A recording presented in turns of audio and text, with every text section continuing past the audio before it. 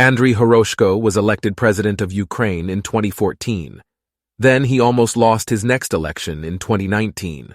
It was merely luck that his opponent was too radical, and people re-elected Horoshko, known to be relatively moderate. Horoshko tried to soften the conflict started by the Russian Federation in 2014, which was simmering in the Donbas. Some accused the president of weakness, others said that it was he who let the Russians seize Crimea, and some complained about the lack of reforms. Indeed, Horoshko did not make any obvious reforms during his first term, while tripling the defense budget. When he was elected to a second term, social tensions escalated. His tax policy became more stringent. Horoshko further increased the already large defense budget, and he made very few public appearances. It seemed as if the president was preoccupied with something else and not interested in the country at all. The roads and highways of the country were getting bumpy and broken, as money for construction and repairs was hardly allocated. Constant protests occurred in the center of Kiev, and everyone wanted to know why there were so many defense expenditures in the budget, while no one noticed any new weapons on the line of the semi-frozen conflict with the Russian Federation. It was 2021. Russian President Putin had amassed huge military forces on the borders of Ukraine. The U.S. president called Horoshko twice and told him that war was coming. However, Horoshko assured the public that there would be no war because Russia had not gathered enough troops to attack. The anticipation of war gripped the society, and everyone questioned how the money for the defense budget was spent. Horoshko was suspected of corruption and conspiracy with the military. Some said the president was nothing but a traitor. Others claimed that Ukraine was developing some highly advanced weapons. And then on February 24, 2022, Russian President Putin announced in a video message that he was starting a war against Ukraine. The morning of that day was terrible, with missiles showering down on Ukrainian cities. Columns of Russian military equipment were entering Ukraine from all sides. The first thing the Ukrainian military managed to do was to hold off the Russian offensive from the occupied Crimea. In the north, Russian troops almost managed to reach the town of Gostomel, not far from Kyiv. But the Russian military command was in for an unexpected and unpleasant surprise. It turned out that Ukraine has some kind of high-precision kamikaze drones with a strange name Woodpecker that cracked armored vehicles like nuts, and no anti-drone weapons, including electronic ones, could counteract it. Horoshko suddenly pulled out a hidden card from his deck that ruined all of the enemy's plans. The Russians never reached Gostomel. The offensive was also slowed down in other areas.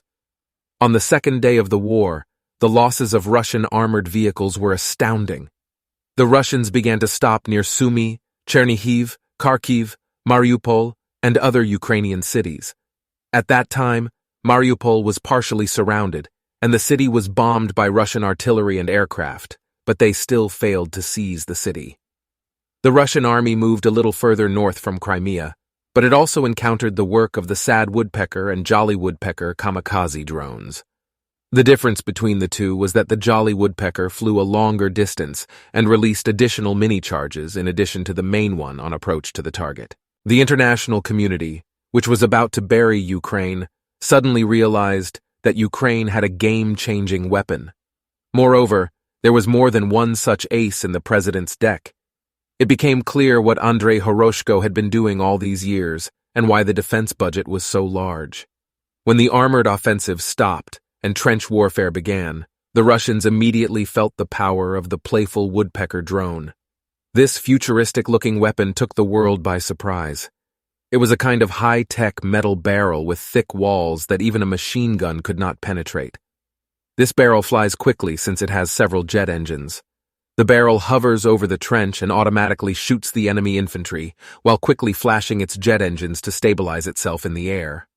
Only a few Russian military eyewitnesses were able to describe this performance in words, as the vast majority of them saw the playful woodpecker for the first and last time in their lives.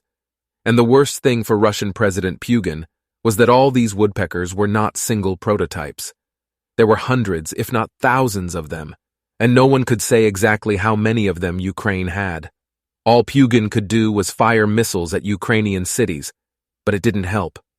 Over the years, Hiroshiko has quietly and unnoticeably prepared for war, as if he had been taught by Sun Tzu himself. It was the 10th day of the war. At a meeting between President Hiroshiko and the military command, there were very heated arguments. The secretary of the chief of the general staff could only hear the heated arguing behind closed doors. After that, the chief of the general staff came out angry and nervous. A very risky step was discussed behind the door, and the president managed to convince the commander-in-chief that this step should be taken now, despite the risks.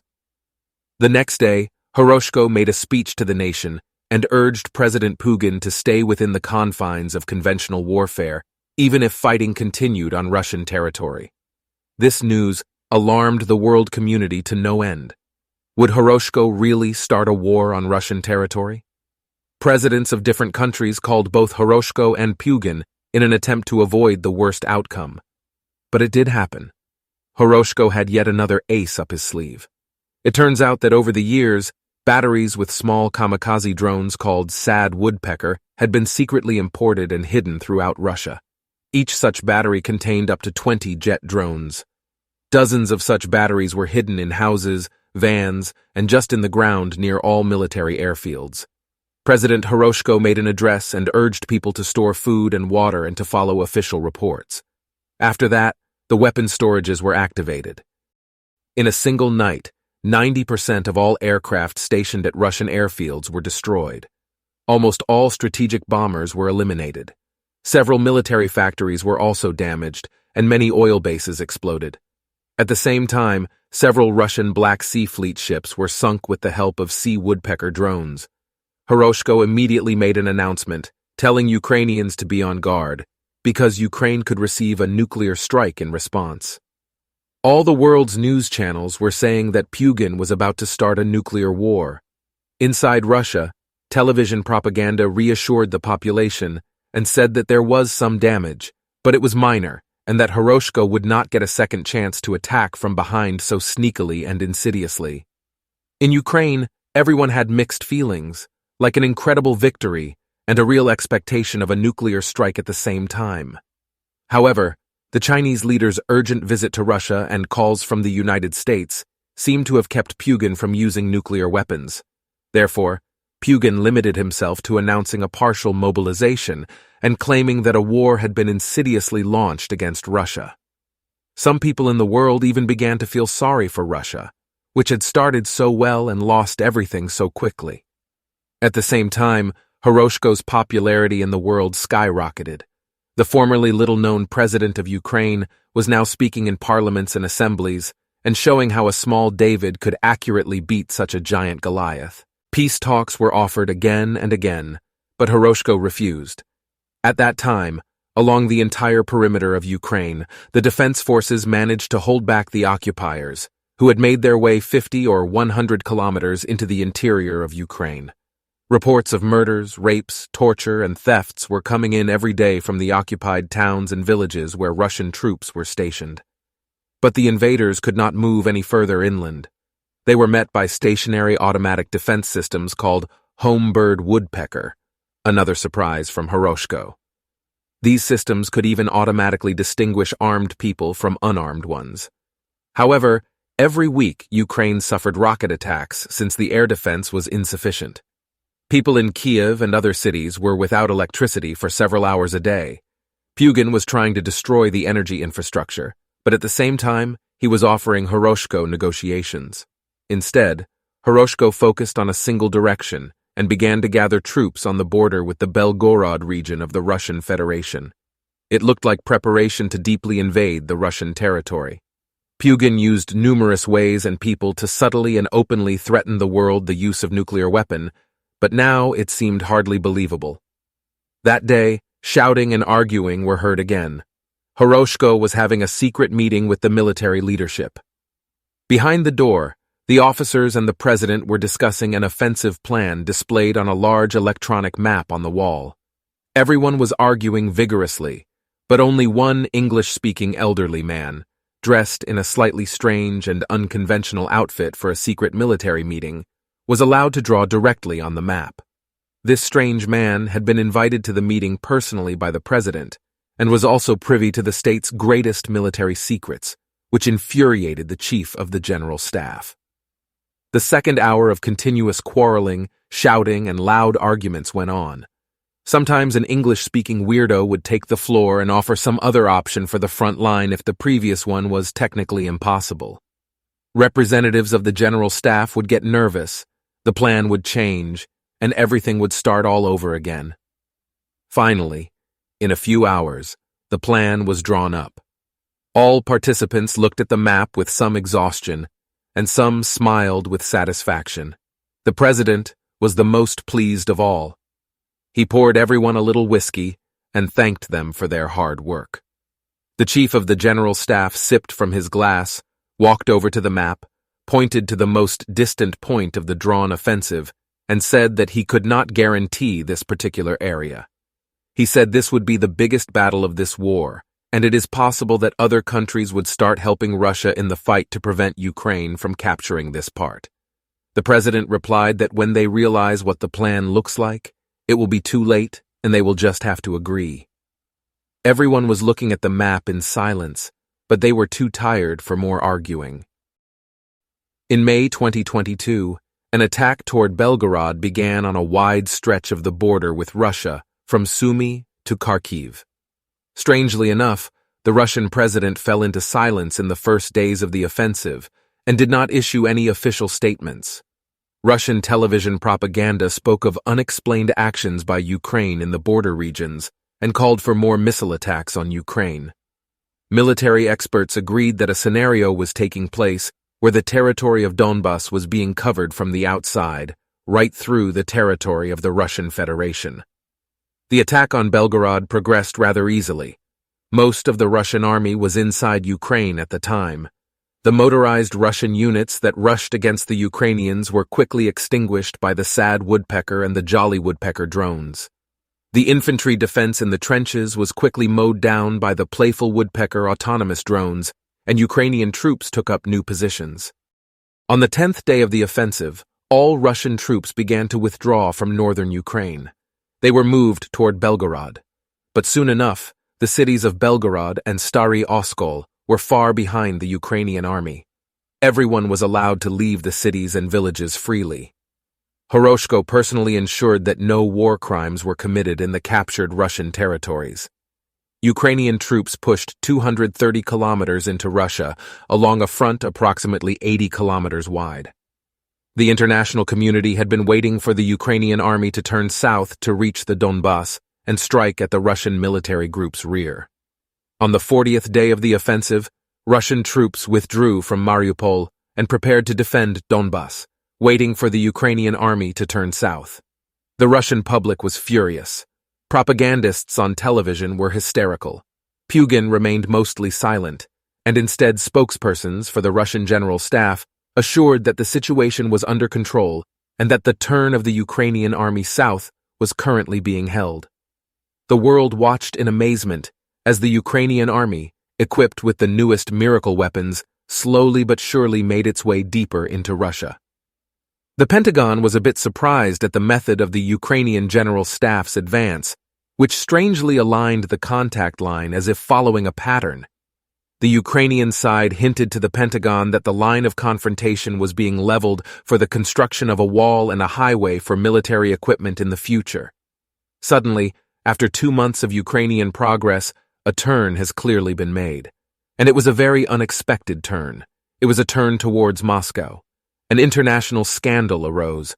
China called for an immediate end to the massacre, but President Horoshko would not negotiate with Pugin. Realizing that there would be no turn to the south, Russia withdrew its troops from Donbas and sent them to defend Moscow. The Ukrainian army clearly set its sights on the north. Even more active mobilization began in Russia. Moscow was gripped by panic. For the third time in its history, Moscow was experiencing a mass escape. The first was in the time of Napoleon, the second under Hitler, and the third happened in Horoshko's time. But the tension subsided a bit after President Horoshko's speech, who assured that there would be no offensive on Moscow and that this was not part of the plans of the Ukrainian General Staff. After a while, it really began to look like the Ukrainian advance was slowly turning to the northwest. Military experts suggested that the General Staff's plan was obviously to create a demarcation line in the north of Ukraine, and they also began to foresee an offensive against Belarus. Ukrainian troops were now moving along a narrower front 60 kilometers wide toward the city of Oryol. The territories captured by Ukraine resembled a strange hand that had extended deep into Russia and was now growing toward Oryol. It was unclear what exactly Ukraine wanted from the city of Oryol. The world was discussing the possibility that this was a plan to reach the Baltic Sea, but experts doubted that Ukraine would be able to control such a long front and so much territory. The Russian city of Kursk was now in a large semi-ring. Panic gripped the city, and people fled to other areas before the ring would close. Nonetheless, the Ukrainians continued their advance with confidence. Automatic defense systems were installed along the entire contact line. During the third month of the offensive, the troops reached the city of Oryol and began to surround it. The plan of the Ukrainian command was unclear. Experts speculated about the military significance of Oryol, but the city was surrounded and captured fairly quickly, and then there were signs that the offensive had halted. Russian propagandists claimed that the Ukrainian army had exhausted its strength and would never be able to reach the Baltic Sea, which was still 750 kilometers away. The long stretch of the front looked like an arm that had taken Oryol in its fist. In the Pentagon, the U.S. Secretary of Defense looked at the map and double-checked with intelligence and satellite images, but still had his doubts. A young staffer standing next to him confidently repeated his version that everything looked exactly like that, and this was indeed the plan. The minister could not believe that this was the exact plan of the Ukrainian General Staff. It seemed like some kind of nonsense. At that point, Russian troops had left the entire territory of Ukraine, concentrating all around this long line of the Ukrainian front and around the city of Oryol. Only Ukrainian Crimea remained occupied by the Russians at that time. Russian President Putin was constantly offering various options for negotiations through the leaders of other countries. Soon, the Minister of Defense was rushing to a meeting with the President of the United States, where the heads of various intelligence agencies and other military officers were also to be present. They spent 2 hours looking at the map and arguing. The defense minister argued that Ukraine's military plan looked so strange that there was a reasonable suspicion about its true nature. But neither the U.S. president nor the military could believe the nonsense that the minister was presenting as a version. Then the Secretary of Defense drew some rounded protrusions on the map at the forward edge of the front line of the offensive, and he said, "If the Ukrainians stand on these borders in this way, it will be unequivocal proof that everything is exactly as I am telling you, and it is not an exit to the Baltic, or the encirclement of Kursk, or anything else." Then he drew another direction of attack on the map. He tapped his finger on the map. He looked at the president and said, "Mr. President, you and all the members of the UN will have to admit this." There was silence, and the president was the first to break it. "No, no, no, no." He laughed nervously. "It's not possible." The President of the United States was stunned. He pointed to the map and said, "There is no way they will be allowed to take that area, even if we have to help Russia itself." "It's too late," the defense minister replied. "We thought it was an approach to the Baltic or Belarus." "No," the president repeated. "If only they wanted to go to the Baltic, to Smolensk, to Belarus. Anything but that. This is just some kind of nonsense. Cosmic scale nonsense. Will I really leave the world like this after my term?" "Well, to some extent this can be seen as modern military art," the Minister of Defense admitted. After that, the meeting was dismissed. On an American evening show, the host asked the audience, "What will the Ukrainians do next? Maybe they will now complete the 5-finger front line." On the screen behind the host, 5 fingers appeared around the fist that crowned the outline of Ukrainian advance. "Or perhaps they will make a like sign." A thumb up appeared on the fist. The presenter grinned mischievously, paused, and asked, "Or could they focus on this direction?" And a long protrusion appeared on the screen in the form of a middle finger on this hand formed by the captured territories. Trilateral telephone conversations took place between Presidents Horoshko, Pugin, and the U.S. President. The parties discussed the cessation of the offensive at the achieved frontiers. Horoshko demanded, firstly, the withdrawal of troops from Crimea, and secondly, reparations for the harm caused by Russia to the people of Ukraine. President Pugin indirectly agreed to the first demand, and the withdrawal of troops from Crimea began. But the Russians did not receive any specific promises from Horoshko to stop the offensive right now. It was agreed to stop the offensive after the withdrawal of troops from Crimea.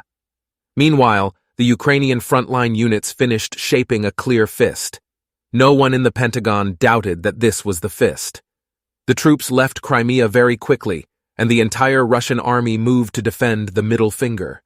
Moreover, the paths to all the other fingers were free. There were no troops there at all.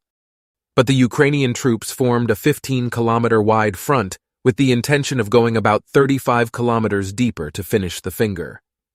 And finally, a hard battle for the middle finger began. The leaders of the United States, France, Germany, and China all came together, and having obtained Pugin's consent, offered Horoshko to agree to the free movement of troops on 4 more fingers, so that it would become a hand of peace, a hand that sends greetings to the world and at the same time stops the military aggression of the Russian Federation. This coalition was called the Coalition of 4 Fingers. But Horoshko was relentless. The middle finger phalanx was slowly but surely emerging under the devastating blows of Ukrainian drones and infantry. There were even some flimsy thumbs-up rallies in America and Europe, obviously paid for by the Russians, calling on Ukraine to make a huge thumb up in honor of the victory. But in fact, the world was holding its breath, quietly waiting for the performance to end, and secretly wishing for the middle finger to grow. Russian President Pugin delivered his annual address to the Federal Assembly. In his usual manner, he blamed the NATO countries, complained that a war had been started against Russia, and that the United States and Europe were helping Ukraine to draw some graffiti on the map of Russia that would anger God himself. But inside Russia, Pugin had already long been viewed as a clumsy fool who had started a war, lost it, committed nothing but crimes, and made a mockery of his own country. The Ukrainian front line became world famous. The Russian army was trying to push back, but their so-called meat assaults were powerless because of the modern military equipment. The Ukrainian woodpeckers were pecking and doing their job. The West's threats to Ukraine to stop providing them with weapons also had no effect.